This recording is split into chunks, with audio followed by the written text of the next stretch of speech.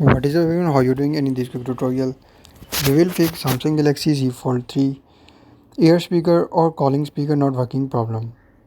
So before you starting video, don't forget to subscribe and also press the bell icon for latest videos.